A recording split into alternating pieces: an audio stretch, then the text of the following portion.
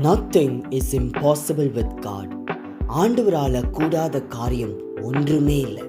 Jeremiah 32:17 says, You yourself have made the heavens and the earth by your great power and by your outstretched arm. Nothing is too difficult for you. உம்முடைய மகாபலத்தினாலும் நீட்டப்பட்ட உம்முடைய புயத்தினாலும் வானத்தையும் பூமியையும் உண்டாக்கினீர். உம்மாலே செய்யக்கூடாத அதிசயமான காரியம் ஒன்றுமில்லை. Nothing is impossible. Nothing is more greater than this for God to do. வானத்தையும் பூமியையுமே படைத்தார் என்றால், if he has created the heavens and the earth, nothing else is impossible.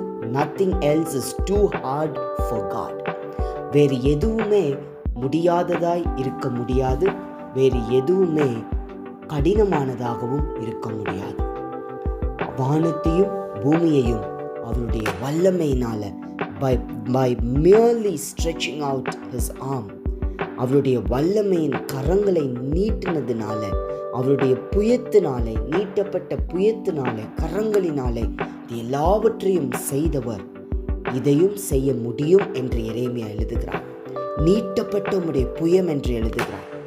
By your outstretched arm, by merely stretching out your arm என்று சொல்லுகிறார். அவருடைய வல்லமை அவருடைய வார்த்தையினால் வருகிறது மாத்திரமல்ல, அவருடைய கரங்களினாலும் செய்து நிறைவேற்றுகிற வல்லமையாய் இருக்கிறது. அவர் நினைத்தால் அதை செய்ய முடியும்.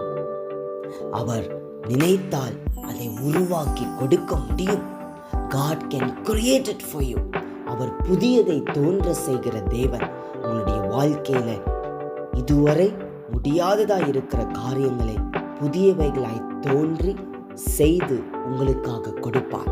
He will create something new in your lives. All that you have lost, all the health you have lost, the mental peace you have lost, God can create it. All the money you have lost, God can bring new abundance of blessings, opening the floodgates of heaven for you.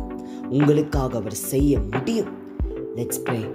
ஆண்டவரே, நீர் எங்களுடைய வாழ்க்கையில எல்லாவற்றையும் செய்கிற தேவன். இழந்தவைகளை இரண்டத்தனையாய் கொடுக்கிற தேவன். அப்பா, இல்லாதவைகளை இருக்கிறவைகளாய் நீர் அழைத்து கொடுக்கிற தேவன். புதியவைகளை தோன்றச் செய்யும், புதியவைகளை சிருஷ்டியும். இயேசுவின் நாமத்தில் பிதாவே, ஆமென்.